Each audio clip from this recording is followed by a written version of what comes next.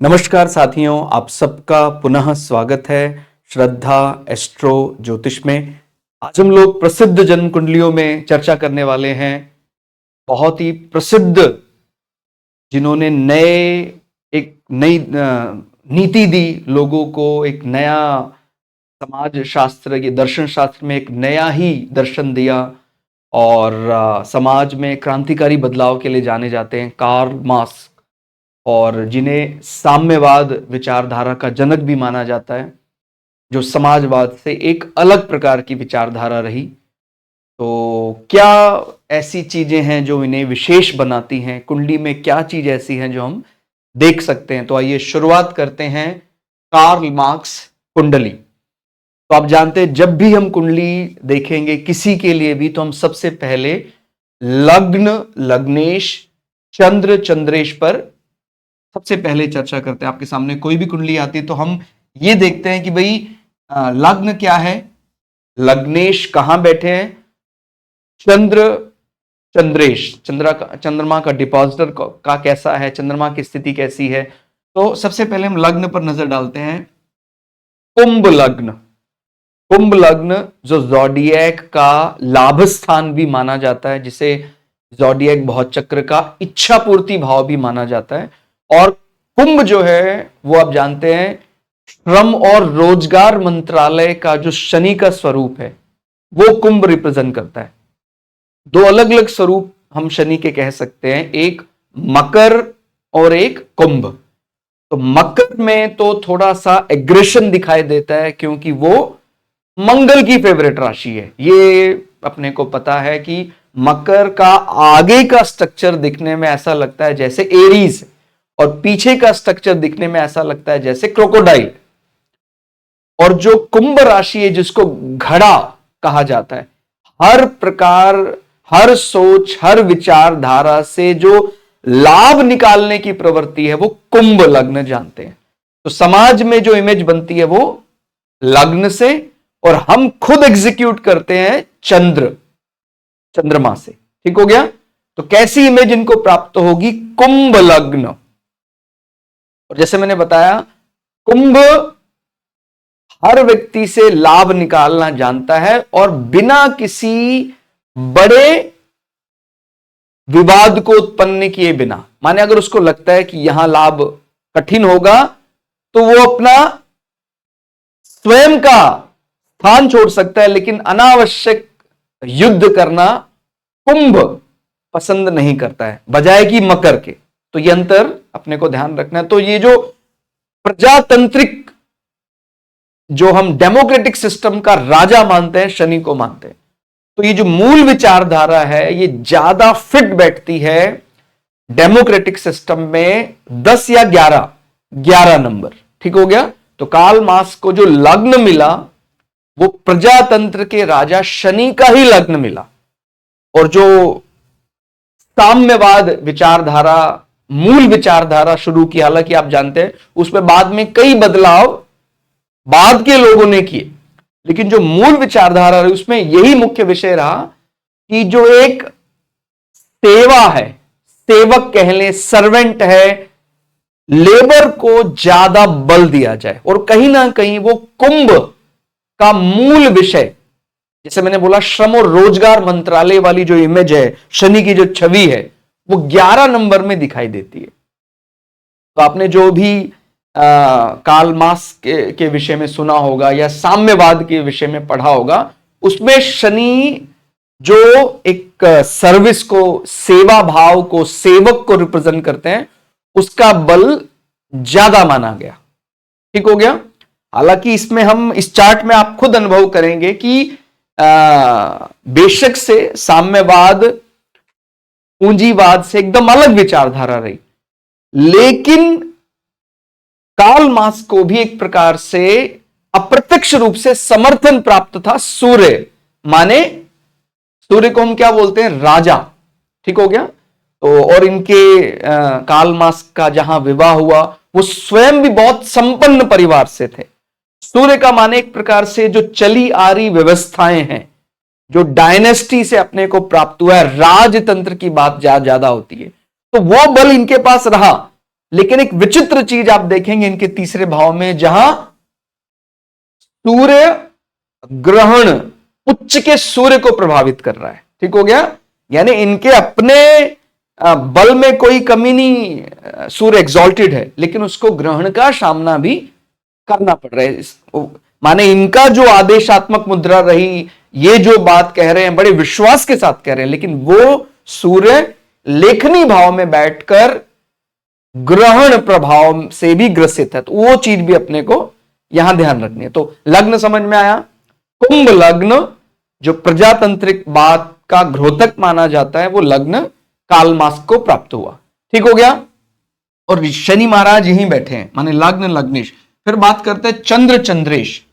मेष राशि कमांडर की ऑफिस माना जाता है, माने अपनी बात को रखने में बहुत ही निर्भीक, अपनी बात को रखने का कोई भय नहीं। आप जानते हैं कि हम राजा मानते हैं सिंह लग्न को वैसे, लेकिन राजा से भी ज्यादा पराक्रमी सेनापति को माना जाता है, कमांडर को माना जाता है। तो जो मेष राशि है वो पराक्रम के मामले में ऑन ग्राउंड जो पराक्रम है, वो सिंह से भी ज्यादा जो पराक्रम है वो मेष राशि के पास है। तो जो इनका खुद की जो शैली रही, हालांकि इनको इमेज हमेशा ही liberal form of Saturn 11 number, लेकिन ये खुद एक्ट कैसे करेंगे, मेष राशि, माने अपनी चीजों को बहुत ही ज्यादा निर्भीक ढंग से रखेंगे। ठीक हो गया, तो ये क्योंकि हम इस बात को जानते हैं, व्यक्तित्व जो बनता है एस्ट्रोलॉजिकली, वो राशि और लग्न का मिला जुला प्रभाव है। तो जो काल मास जी को राशि मिल रही है वो मेष राशि, और जो लग्न मिल रहा है वो कुंभ लग्न। तो इस स्वरूप को मिलाकर समझना है। तो माने अपनी बातों को बहुत निर्भीक होकर कहना जानते हैं, और सोशल इमेज यानी, लेकिन समाज में कभी भी ये छवि नहीं जाएगी। आप इस बात को अंतर समझ पा रहे हो, यदि मेष लग्न होकर कुंभ राशि जाती तो व्यक्ति एक्ट करता, माने स्वयं कुंभ की तरह, लेकिन समाज में इमेज बन जाती मेष। अभी एक्ट कर रहे हैं मेष की तरह, लेकिन समाज में इमेज कैसी बन रही है, कुंभ लग्न। रियल इंप्रेशन वो लग्न से बनता है। तो ये बात समझ में आई। तो अपनी बातों को एकदम निर्भीक होकर कह रहे हैं। अब ये बात भी समझनी है कि जब हमारा राशि स्वामी मंगल प्रथम दृष्टा डेबिलिटेटेड दिखाई देता है, इसीलिए हम अपनी बातों को निर्भीक होकर कर रहे हैं, लेकिन वो सपोर्टिंग एनवायरनमेंट जो है वो राशि स्वामी बनाएगा। माने मैं जो बात कहीं प्लेटफॉर्म पर कह रहा हूं वो कहीं और तुरंत मान ली जाए, ये तभी होता है जब राशि स्वामी बल से बली होता है। तो प्रथम दृष्टा तो आप देख ही रहे हैं, मंगल जो है वो नीच है, डेबिलिटेटेड है, प्रथम दृष्टा कमजोर माना जाएगा। लेकिन हमें भूलना नहीं है, मंगल और चंद्रमा का त्रिक भाव कह लें या 3, 6, 8, 12 कह लें, परिवर्तन हो गया है, तो उसका फायदा भी मिलेगा। लेकिन जब भी इस प्रकार की विपरीत परिस्थितियों से कोई ऐसा राजयोग जैसी चीज बनेगी, तो विपरीत परिस्थितियां तो आएंगी ही आएंगी। इसलिए जब हम राजयोग कहते हैं और विपरीत राजयोग कहते हैं तो इसमें अंतर होता है। राजयोग का मतलब पहले ही अटेम्प्ट में अपने को सीधा बना बनाए मिलना। विपरीत राजयोग का मतलब कोई बना बनाया प्लेटफॉर्म था, उस पर हमने खड़े होकर अपना भाषण दे दिया, ऐसा नहीं है। विपरीत राजयोग का मतलब स्वयं से बनाना होगा। ठीक हो गया, तो मंगल और चंद्रमा का राशि परिवर्तन का फायदा जरूर होगा, लेकिन पहला अटेम्प्ट वाकई काफी ज्यादा मेहनत कराएगा। और आप जानते हैं जब भी पराक्रम देने वाला मंगल हमारा कमजोर हो जाएगा तो शुरुआत में वो काफी ज्यादा दिक्कतें करेगा।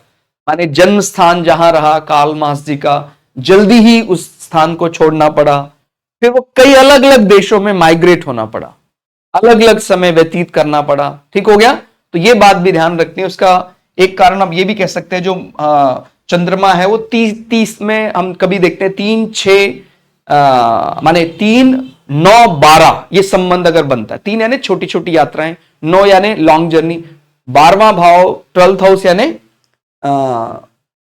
काफी लंबा विदेश में सेटल होना, ये सब चीजें हम 12वें भाव से देखते हैं।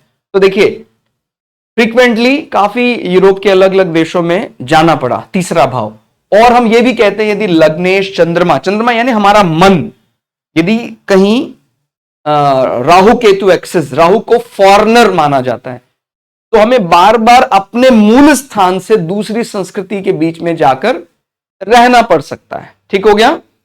तो जिस प्रकार से जर्मनी के अधिकार क्षेत्र में जब इनका जन्म हुआ, उसके बाद इनको अलग अलग कई देशों में, यूरोप के देशों में रहना पड़ा, इंग्लैंड में रहना पड़ा, यूएस में रहना पड़ा, तो वो छोटी छोटी जो यात्राएं कह लीजिए, वो चंद्रमा तीसरे भाव से एग्जीक्यूट कर रहा है। ठीक हो गया। और चंद्रमा का राहु के साथ कनेक्शन या लग्नेश का राहु के साथ कनेक्शन भी इसी बात की पुष्टि करता है। अब आप इस बात को भी समझ सकते हैं कि जब भी हम कुंभ लग्न की बात करते हैं, तो कुंभ लग्न का एक सेकेंडरी लॉर्ड, उस पर भी हमें जरूर दृष्टि डालनी होती है। कुंभ लग्न का सेकेंडरी लॉर्ड राहु को माना जाता है। ठीक हो गया। तो एक प्रकार से राहु भी तीसरे भाव से एग्जीक्यूट कर रहे हैं, और ये चीज मैंने पहले भी आप लोगों के साथ डिस्कस की थी। आप में से कई लोग बहुत अच्छे से जानते होंगे, मेष राशि के राहु को संभालना एक सामान्य व्यक्ति के बस का नहीं होता है। ठीक हो गया। तो शुरुआत में काफी ज्यादा बाधाओं का सामना, लेखनी में भी कोई चीज पब्लिश करना हो तो काफी ज्यादा बाधाओं का सामना इन्हें करना पड़ा। माने इनका जो विचार होता था, उस विचार को पब्लिश कराने में इनको बहुत दिक्कतें होती थी। ठीक हो गया। कई बार तो ऐसा लगता था कि चैलेंज बहुत बड़ा हो जाएगा, तो वो स्थान छोड़ के जाने की नौबत भी उत्पन्न होती है। ठीक हो गया। तो मेष का राहु, अभी इसमें यह भी ध्यान रखना है कि डिपॉजिटर क्योंकि मंगल है और मंगल का ग्रह परिवर्तन है, इसलिए फाइनली हमारी बात बन तो जाएगी। ठीक हो गया। लेकिन यदि कहीं मेष राशि का जो स्वामी मंगल, वो भी किसी प्रकार के विपरीत राजयोग जैसी स्थिति में नहीं बनता, तो फिर लेखनी अंततो गत्वा हमें रिजल्ट नहीं दे पाती। लेकिन आप जानते हैं कि वो प्रभाव, इतना प्रभाव कालमास जी को मिला, वो उम्र के साथ साथ बढ़ता ही रहा, बढ़ता ही। ये कह सकते हैं जब तक ये जीवित रहे, उनका जो प्रभाव फैला, मरणोपरांत इनका प्रभाव कई गुना ज्यादा हो गया। ठीक हो गया। तो ये सभी की इच्छा होती है कि एक सामान्य व्यक्ति ये चाहता ही है, मेरे जैसा व्यक्ति भी चाहता है कि हाँ, माने मैं सामान्य व्यक्ति में ही अपने को गिन रहा हूं कि मेरी जो विचारधारा कि हाँ, मेरे जाने के बाद मेरा नाम रहे। लेकिन केवल चाहने से नहीं होता है। यदि चार्ट में इस प्रकार के योग बनते हैं तो व्यक्ति को बहुत लंबे समय तक याद किया जाता है।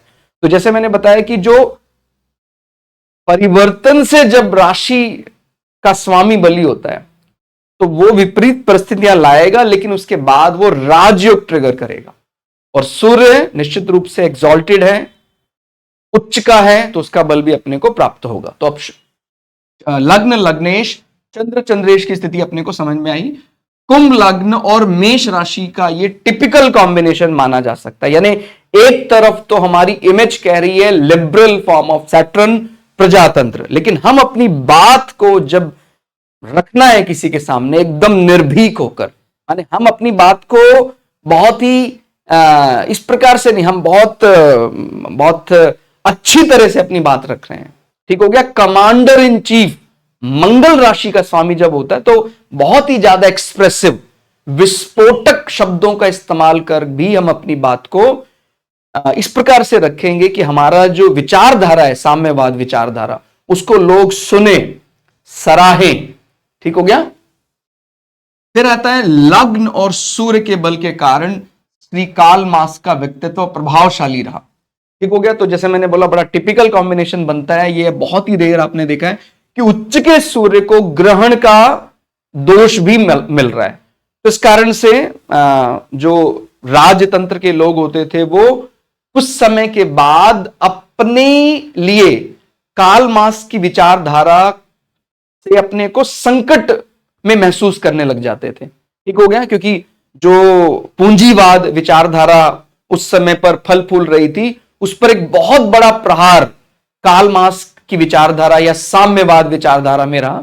उस कारण से जो जिसको हम बोलते हैं चली आ रही मान्यताएं, या कह ले हम जो हम सूर्य बल से बली हैं, राजतंत्र विषय की जहां बात ज्यादा होती थी, वो अपने उस विचारधारा के सामने एक चैलेंज सा महसूस करते थे यदि कार्ल मार्क्स सामने होते थे। ठीक हो गया। तो ये उच्च का सूर्य माने तभी कोई बात सुनेगा भाई, हम जब स्वयं भी राजा के समान ही, हमारा सूर्य भी बड़ा बली है, लेकिन वो राजा सुन रहा है और उसके बाद उसको संकट महसूस हो रहा है क्योंकि सूर्य उच्च का होकर भी शैडो राहु के साथ बैठा हुआ है। तो ग्रहण हम इसी को मानते हैं भाई, अमावस्या का चार्ट है, आपको ये भी पता है, सूर्य और चंद्रमा।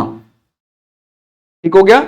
और अमावस्या तभी होगी जब सूर्य चंद्रमा राहु केतु एक्सिस में होंगे। सामान्यतः सूर्य चंद्रमा जो अमावस्या, जिसको सूर्य ग्रहण कहा जाता है, ठीक हो गया, ध्यान रखना। वैसे अमावस्या में तो सूर्य चंद्रमा इकट्ठे होते हैं, लेकिन जब मैं बोल रहा हूं अमावस्या ग्रहण के साथ, वो तब होगा जब राहु केतु एक्सिस या तो सूर्य चंद्रमा साथ बैठे हो या सूर्य चंद्रमा आमने सामने हो।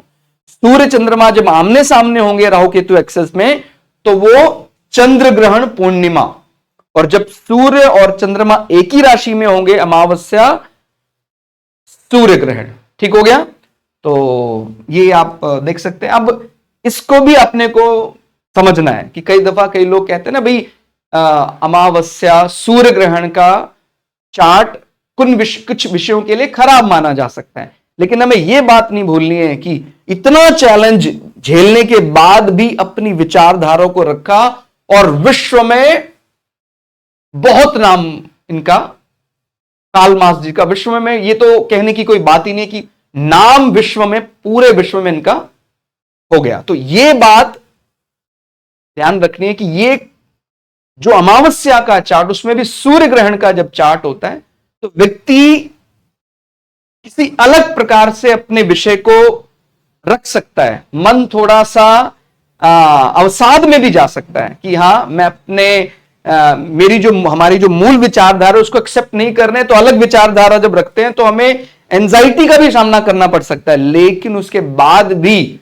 हमारे लिए एक बहुत बड़ा एग्जाम्पल है, इनके चार्ट से हम सीख सकते हैं कि कैसे विश्व विख्यात हो गए अमावस्या के चार्ट से। एस्ट्रोलॉजिकली कुछ विषयों को लेकर अमावस्या और खासकर सूर्य ग्रहण का चार्ट अच्छा नहीं माना जा सकता, लेकिन आप ये समझ सकते हैं कि पूरे विश्व में जिनका नाम हो गया, उस चार्ट के बल या उस अमावस्या सूर्य ग्रहण के बल को हमें अच्छे से पहचानना है।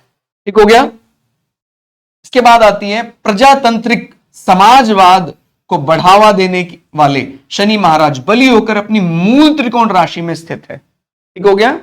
तो इसमें तो कोई दो राय है ही नहीं। जब भी हम बात करते हैं प्रजातंत्र, डेमोक्रेटिक सिस्टम की, हम शनि महाराज को ढूंढते हैं, और कार्ल मार्क्स जी के चार्ट में शनि महाराज लग्न में ही अपनी मूल त्रिकोण डिग्रियों में अवस्थित है। ठीक हो गया। तो ये बहुत बढ़िया हो गया। ये माने जब भी हम 10 और 11 में बात करते हैं, शनि को वैसे ज्यादा पसंद है 11 नंबर। क्लियर। अब आते हैं भार्या भाव के स्वामी सूर्य का उच्च का होकर तीसरे भाव में आना। ठीक हो गया। ये 7वें भाव का स्वामी सूर्य, और चंद्रमा जो है वो 6ठे भाव का स्वामी, और राहु को हम सेकेंडरी अगर लॉर्ड मान रहे हैं एक प्रकार से, तो ये मिलन, ये टिपिकल मिलन एक प्रकार का राजयोग भी बना रहा है। कुंभ लग्न एक्वेरियस एसेंडेंट में यदि इस प्रकार का कुछ कॉम्बिनेशन बनता है, तो हम बिल्कुल इस बात को डिनाई नहीं कर सकते हैं कि ये बल, जिसको हम बोलते हैं ना, एक ऐसा बल जहां उस बल को हर व्यक्ति नहीं ले सकता है, वो बड़ा कठिन है, वो बहुत भारी बल है। ठीक हो गया। निश्चित रूप से स्ट्रगल तो रहा ही, और यह स्ट्रगल एक सामान्य व्यक्ति के बस का नहीं है कि समाज की जो हजारों साल पुरानी मान्यताएं समाज मान रहा है, डटकर अपनी बात को रखना, तो ये स्ट्रगल तो है, संघर्ष तो है, वो तभी व्यक्ति कर सकता है जब व्यक्ति का खुद का बल बड़ा ज्यादा हो। ठीक हो गया। तो ये सूर्य जो 7वें भाव का स्वामी, जो पार्टनर को भी रिप्रेजेंट करता है, तो पार्टनर भी अच्छे संपन्न परिवार से ही रही, और उनके परिवार में भी अच्छे पूंजीवादी लोग थे, और जब इन्होंने अपनी बात को साम्यवादी विचारधारा के लिए रखा, क्योंकि जहां तक समाजवादी विचारधारा का प्रश्न था, समाजवादी विचारधारा एक प्रकार से मिलकर चल सकती है, पूंजीवाद और साम्यवाद दोनों के बीच का ब्रिज का काम कर सकते हैं। लेकिन जब हम साम्यवाद विचारधारा की बात करेंगे तो साम्यवाद विचारधारा में एक तरफा पूरी तरह से जो बल है वो लेबर, शनि या सेवक को मिलता है। सर्वेंट को सबसे ज्यादा, माने जो किसी इंडस्ट्री में काम करने वाले लेबर हैं उनको केवल एक वर्कर की तरह साम्यवाद में ट्रीट नहीं किया जाएगा, वो बराबर के पार्टनर माने जाएंगे। जब भी कोई ऐसा बड़ा परिवर्तन होगा तो उनको बराबर का हिस्सा उनको प्राप्त होगा। लेकिन जो पूंजीवाद विचारधारा है उसमें जिस व्यक्ति की मशीनरी है, जिस व्यक्ति का मेन जो प्रमाइसेस उसका है, उसको अधिकार मिलता है। हालांकि वो रिस्क भी ले रहा है, तो उसने सारा व्यवस्थाएं की है, मशीनरी खरीद के दी है, लेकिन उसके बाद भी केवल जब वो प्रॉफिट पर अपना 70%, 80% जब नियंत्रण कर लेता है तो ये पूंजीवाद विचारधारा को जन्म देता है। लेकिन साम्यवाद में ये जो परसेंटेज है प्रॉफिट का, ये बराबर बंटता है। वहां का लेबर, वहां का जो मजदूर है, वहां का जो सेवक है, उसको बराबर बल प्राप्त होता है। तो ये विचारधारा के जनक, वो चीज जैसे मैंने पहले भी बताई, जैसा हमारा स्वयं का चार्ट होता है वैसा ही सोच, वैसा ही बल हम समाज में रखते हैं। और बहुत अच्छे ढंग से, जैसे मैंने बोला, सूर्य का भी लाभ इनको मिला। नहीं तो कोई ऐसा साम्यवाद विचारधारा को बहुत यदि साम्यवादी ढंग से ही कहता तो शायद उसका असर इतना ना होता। लेकिन जिस प्रकार से इन्होंने बहुत ही कन्विंसिंग वे में, बहुत ही विस्फोटक वे में वो बात रखी, जैसे मैंने बोला मेष राशि का जो स्वभाव है वो किसी से डरता नहीं है। मेष राशि एकदम ही वो कमांडर का ऑफिस है मेष राशि। तो ये चीज कार्ल मार्क्स ने समाज के सामने बहुत ही ऐसे शब्दों का चयन करना जो असर डाले, सीधा हिट करें, और उसके बावजूद भी इनकी लेकिन इमेज आप समझ रहे हैं, कुंभ लग्न, स्वराशि का शनि। तो ये चीज अपने को समझनी। 7वें भाव का स्वामी लेखनी भाव में जाकर एग्जॉल्टेड है। लेखनी भाव आप जानते हैं राइटिंग में बहुत ही माने काफी अच्छा लिखने के बाद भी चैलेंजेस का सामना करना पड़ा, क्योंकि तीसरे भाव में ही सूर्य ग्रहण दोष बनता है उच्च के सूर्य के साथ। तो ये टिपिकल चीज है कि बल है सूर्य का पूरा, उसके बाद भी वो चीज वो लेखनी को एक्सेप्ट नहीं कर पा रहा। वो जानता भी है कुछ पार्ट है वो अगर मैं पब्लिश करूं वो सही भी है, उसके बाद भी सामने वाला व्यक्ति उस चीज को पब्लिश नहीं कर पा रहा। तो पब्लिकेशन हाउस को लेकर काफी ज्यादा चैलेंजेस का सामना करना पड़ा। और स्टडी करने के लिए जैसे लॉ इन्होंने किया, तो हम 3 और 6 भाव को भी लॉ के साथ जोड़ते हैं।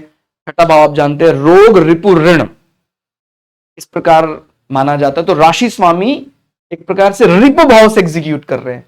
तो जब भी कोई लॉयर के विषय में प्रश्न आएगा तो हम 6ठे भाव को कंसिडर करेंगे ही करेंगे। लेकिन इन्होंने ज्यादा एक लॉयर की कम एक सोशलिस्ट, एक समाजवादी या समाज सेवक के रूप में इनकी इमेज ज्यादा प्रशस्त हुई। ठीक हो गया। तो ये अपने को ध्यान रखना। फिर उच्च के सूर्य पर सूर्य ग्रहण का प्रभाव सत्ता को कड़ी चुनौती देता है।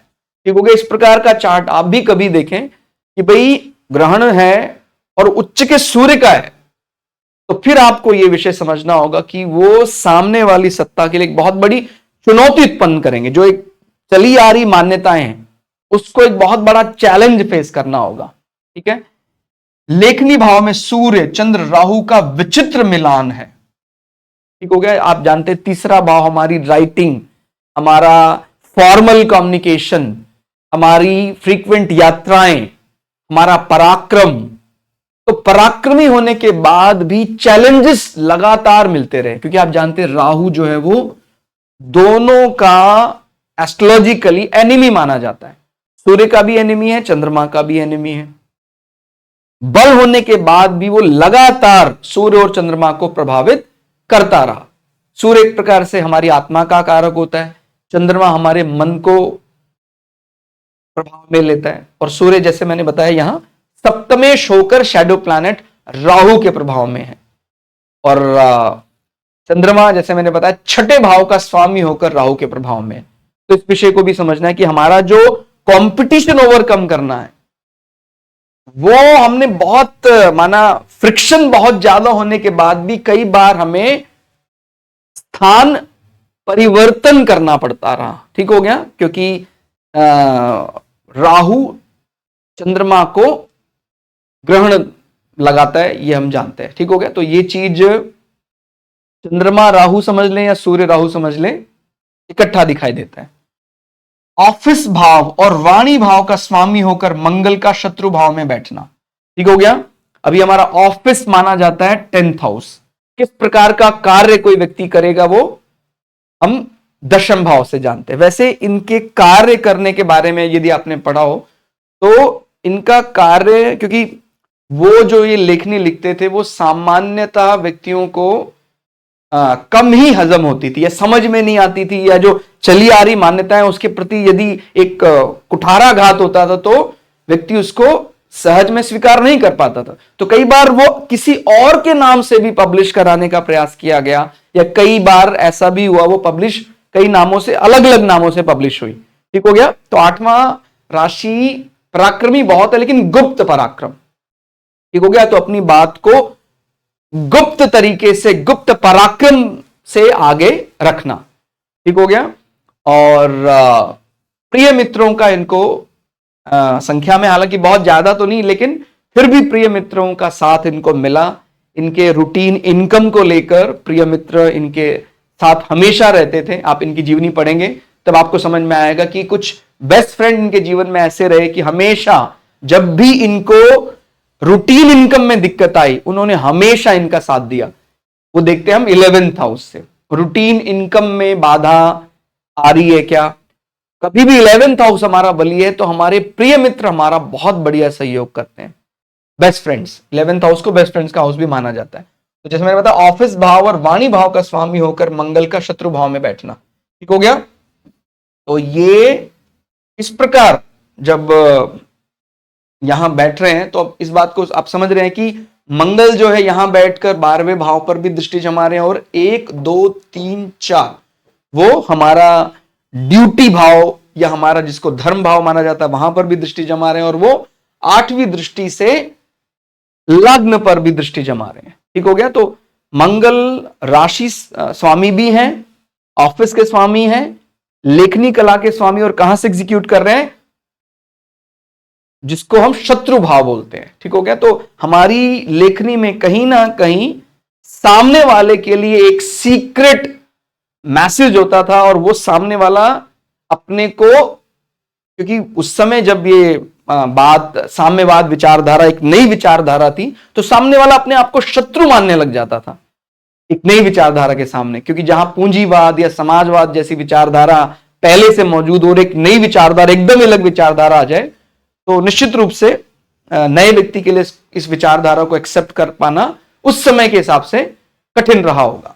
तो हम एस्ट्रोलॉजिकली इस चीज को डिकोड करने का प्रयास अगर करें कि हमारे ऑफिस का स्वामी शत्रु भाव में बैठा है, और 1 2 3 4 वो हमारे भाग्य स्थान, हमारे अप्रूवल हाउस को भी इंपैक्ट डाल रहा है, 12th हाउस हमारी एक्सपेंडिचर, हमारे लॉसेस को भी प्रभाव कर रहा है, और हमारी सेरेब्रम, हमारी बुद्धि, हमारा शरीर, उस पर भी असर डाल रहा है। ठीक हो गया, तो स्थान परिवर्तन अगर आप पढ़ेंगे बहुत ज्यादा हुआ अपने कार्य को लेकर, बार बार स्थान परिवर्तन हुआ। ठीक हो गया, बहुत माने बहुत लंबे समय एक स्थान पर नहीं रह पाए, काल मास्क। ठीक हो गया, और पराक्रम भाव का स्वामी होकर मंगल नीच राशि कर्क में जाकर नीच भंग करवा रहा है। तो एस्ट्रोलॉजिकली जब हम बोलते हैं कोई प्लैनेट किसी पर्टिकुलर हाउस में सैड हो जाता है, उदास हो जाता है, तो उसको हम बोलते हैं कि भाई ये इसकी डेबिलिटेटेड या नीच राशि मानी जाती है। और लेकिन मैंने जैसे बताया कि पहले अटेम्प्ट में तो सैड है वो, लेकिन नीच भंग करवा रहा है। तो नीच भंग का अर्थ है कि भाई हमें उसका एलिक्सर, उसका जब हम निचोड़ निकालेंगे तो उसका फायदा तो अपने को मिलेगा ही मिलेगा। ठीक हो गया। इनकी विचारधारा से शुरुआत में किसी ने विरोध भी कराओ, वो भी प्रभाव में आए बिना नहीं रह पाता था। ये वाकई कहीं ना कहीं इनकी लेखनी में वाकई दम है। ये विचार सामने वाला भी प्रकट करता था जो घुर विरोधी है इनकी विचारधारा का। तो ये एक प्रकार से विपरीत परिस्थितियों में राजयोग की बात करता है। ठीक हो गया। नवम लग्न पंचम में केतु का प्रभाव, तो ये भी अपने को ध्यान रखना है। जब भी केतु लग्न पर प्रभाव, पंचम में प्रभाव दिखाता है तो व्यक्ति अपने आप को, केतु का मतलब एस्ट्रोलॉजिकली हेडलेस, अपने आप को समाज में जब रिप्रेजेंट करेगा तो कुछ विषय ऐसे होंगे जहां सीक्रेसी होगी। ठीक हो गया। केतु यानी गुप्त तरीके से अपने आप को एक्सप्रेस करना। मैं अगेन क्लियर कर रहा हूं, ये लग्न और राशि कहां से समझ में आती है? मेष। हमारी जो सोशल इमेज बनेगी वहां एक रहस्य। ठीक हो गया। बहुत ज्यादा समर्थक भी माने जाते हैं कार्ल मार्क्स, जो चार्ल्स डार्विन की विचारधारा का। ठीक हो गया। तो ऐसा केतु प्लैनेट रहस्य को रिप्रेजेंट करता है केतु, और केतु कम शब्दों में बहुत बड़ी बात कहने के लिए जाना जाता है। ठीक हो गया। तो इनकी इमेज कैसी जाएगी कार्ल मार्क्स की कि भाई ये मतलब की बात करने में ज्यादा समय लगाते हैं। ठीक हो गया। कोई बहुत एक्सट्रोवर्ट, इस प्रकार की इमेज केतु के दृष्टि प्रभाव के कारण नहीं बनती है। ठीक हो गया। तो ये ध्यान रखना, लेखनी कला में माहिर होने के बाद भी समाज में ऐसी इमेज जाती कि हाँ कम शब्दों में अपनी बात रखना, या बहुत ज्यादा टॉकेटिव नहीं। जैसे कई लोग क्या है, बहुत ज्यादा शब्दों का इस्तेमाल करते हैं लेकिन उसमें गंभीर बात कम ही होती है। अभी यहां केतु के प्रभाव के कारण लग्न में कम शब्द हैं लेकिन उनमें गंभीर शब्द ज्यादा है। ठीक है। फिर नवम भाव एक प्रकार से धर्म भाव माना जाता। तो जैसे मैंने बोला कि जो एवोल्यूशन की बात रही कि कुछ ऐसा एक नया परिवर्तन चली आ रही मान्यताओं को लेकर, धर्म को लेकर, विचारधारा को लेकर, वो भी एक राहु केतु एक्सिस जब भी बनता है ऐसा कुछ धर्म भाव के साथ तो वो देखने में आता है। तो जैसे चार्ल्स डार्विन, डार्विनिज्म या डार्विन थ्योरी के बारे में जब भी कभी पढ़ते हैं तो उसमें भी ऐसा ही कुछ रहा कि जो एवोल्यूशन की बात आई थी शुरुआत में, उनकी विचारधारा का भी यूरोप में विरोध किया गया था, लेकिन कार्ल मार्क्स उनकी विचारधारा के शुरू से समर्थक रहे। ठीक हो गया कि एवोल्यूशन कैसे बना, कैसे मत्स्य, मछली, फिर टर्टल, तो ये विचारधारा जब उन्होंने रखी थी उस विचारधारा को बहुत ही कम समर्थन प्राप्त हुआ, लेकिन कार्ल मार्क्स ने डार्विन की विचारधारा का सदैव समर्थन किया, जो एक प्रकार से एक धार्मिक परिवर्तन की बात करता है। ठीक हो गया केतु। फिर आते हैं दर्शन शास्त्र के लिए उपयोगी दोनों ग्रह बृहस्पति और शुक्र बली स्थिति में मौजूद हैं। ठीक हो गया। दर्शन शास्त्र, जब भी फिलॉसफी की बात होती है, दर्शन शास्त्र की बात होती है तो हम मानते हैं भाई दोनों साइड के गुरु, डार्क साइड के गुरु माने जाते हैं शुक्राचार्य, और लाइट साइड यानी प्रकाश पक्ष के गुरु माने जाते हैं बृहस्पति, जुपिटर। तो दोनों ही ग्रह कहीं ना कहीं अच्छी स्थिति में। आप देख रहे हैं दूसरा भाव हमारा आध्यात्मिक वाणी को भी रिप्रेजेंट करता है, आध्यात्म या दर्शन शास्त्र को रिप्रेजेंट करता है दूसरा भाव। और बृहस्पति का स्वराशि होना ये बहुत बड़ा बल है कि हमारे बृहस्पति महाराज जो लाइट साइड या प्रकाश पक्ष के गुरु माने जाते हैं, और शुक्र महाराज जो अंधकार पक्ष के गुरु माने जाते हैं, दोनों ही विचारधाराओं का एक मिलन प्राप्त हुआ कार्ल मार्क्स के चार्ट में। तो इसी कारण से वो दर्शन शास्त्र का बहुत ही सूक्ष्म ज्ञान इनको मिला और बहुत अध्ययन किया इन्होंने। ये कुछ ऐसी कॉम्बिनेशन है जो इनके चार्ट को बहुत ही असाधारण बना देते हैं। ठीक हो गया। तो आप देख सकते हैं, हम तो एक या दो ग्रह यदि हमारे स्वराशि हो जाए तभी भी हम चार्ट को बलि मानते हैं। अभी आप देखेंगे बृहस्पति जैसा ग्रह स्वराशि का है, शनि जैसा जो स्वयं अपने काम को स्वयं करना चाहता है। जब भी हम कर्म की बात करते हैं तो सबसे ज्यादा कर्म प्रधान जो ग्रह है या ड्यूटी के लिए जो पंक्चुअल है वो शनि है। तो शनि स्वराशि, बृहस्पति स्वराशि, एक प्रकार से चंद्रमा और मंगल को भी सेकेंड अटेम्प्ट में ग्रह परिवर्तन का फायदा मिलेगा।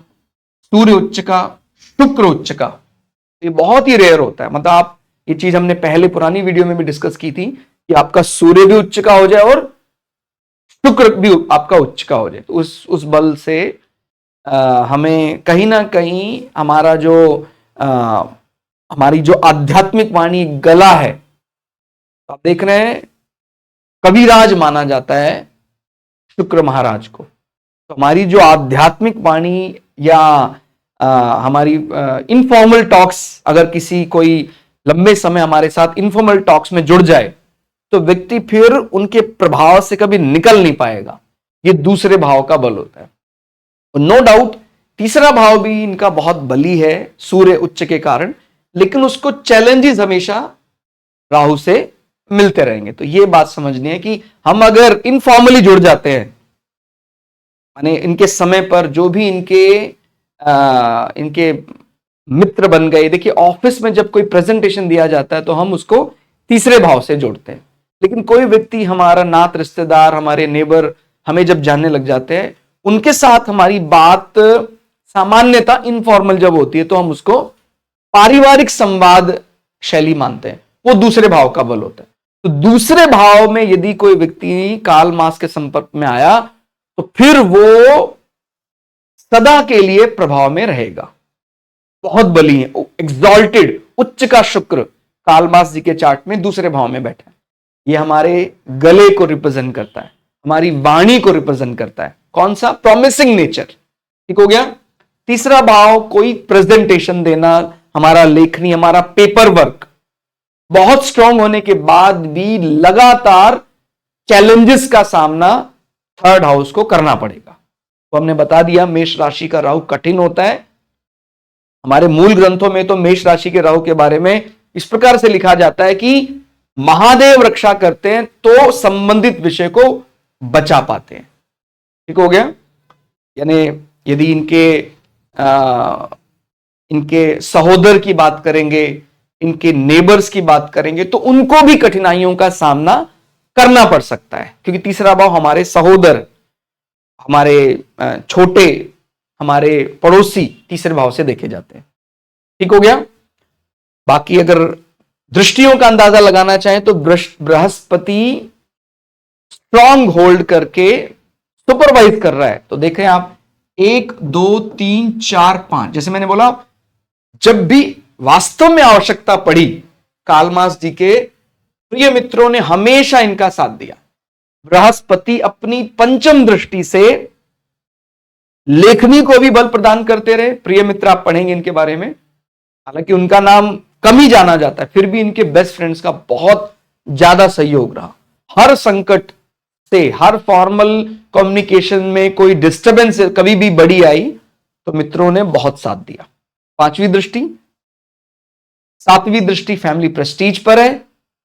8 9, नवीं दृष्टि हमारे रिलेशनशिप में है। तो रिलेशनशिप के लिए भी बहुत वफादार अपने पार्टनर के प्रति बृहस्पति का प्रभाव। और बृहस्पति और राहु का संबंध आप जानते हैं जब भी बनता है तो हम एस्ट्रोलॉजी में क्या बोलते हैं? बृहस्पति राहु का दृष्टि संबंध इकट्ठे बैठना गुरु चांडाल योग बोलते हैं। और जैसे मैंने पहले भी कई बार बताया कि आजकल के समय पर, जब हम कलिकाल के समय पर हैं, ये दृष्टि संबंध कई विषयों में अच्छा माना जाता है। बृहस्पति यानी हमारी जो मान्यताएं हैं, राहु यानी एक नई विचारधारा कह सकते हैं, या हमारी मान्यताओं से अलग प्रकार की विचारधारा। जैसे काल मास का जो जन्म हुआ था वो एक ज्यूइश परिवार में हुआ था, और उसके बाद उन्होंने ईसाई धर्म के प्रति अपना रुझान व्यक्त किया। तो वो ये एक लिबरल फॉर्म, यानी दूसरे धर्म के प्रति जो लिबरल फॉर्म है या उनके प्रति रेस्पेक्ट अतिरिक्त दिखाता है। तो ये बृहस्पति राहु का जब संबंध आता है तो व्यक्ति अपने साथ साथ दूसरे धर्म का भी सम्मान करता है और एक नई विचारधारा धर्म को लेकर, कर्तव्य को लेकर प्रकट करता है।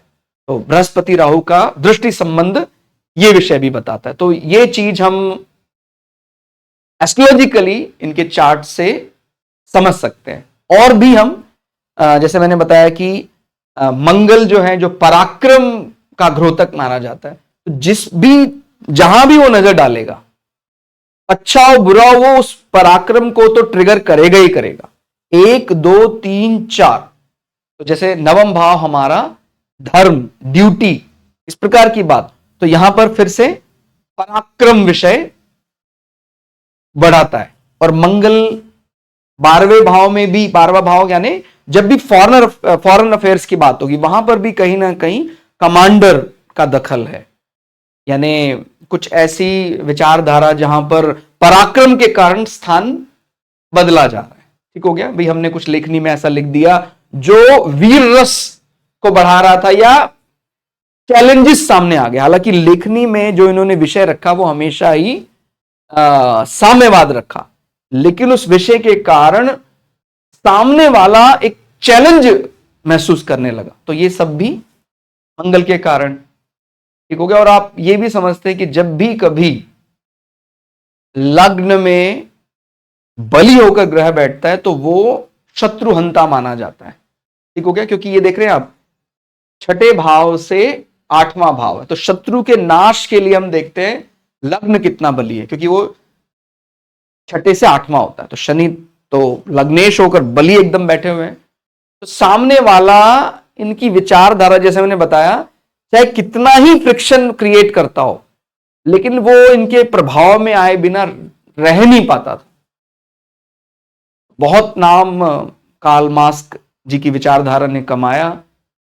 तो हमने इनके चार्ट से सीखने का प्रयास किया एस्ट्रोलॉजिकली कौन कौन से ऐसे योग, कौन कौन सी ऐसी दृष्टियां जो चार्ट को बल प्रदान कर रहे हैं। हालांकि अगेन मैं क्लियर करना चाहूंगा, हम नवमांश, दशमांश चार्ट और होरा चार्ट, D3, D7 और भी कई चार्ट हैं जिनसे हम पूरे दिन केवल कार्ल मार्क्स जी का चार्ट ही डिस्कस करते रहे तो भी वो एक दिन में पूरा नहीं हो सकता है, लेकिन समय की सीमा है। हमने प्रयास किया अटेम्प्ट करने का। आपको यह प्रयास कैसा लगा कमेंट करके जरूर बताइएगा। मिलते हैं अगली क्लास में, तब तक के लिए जय श्री भगु पराशरा, जय श्री शुक्राचार्य, नमस्कार।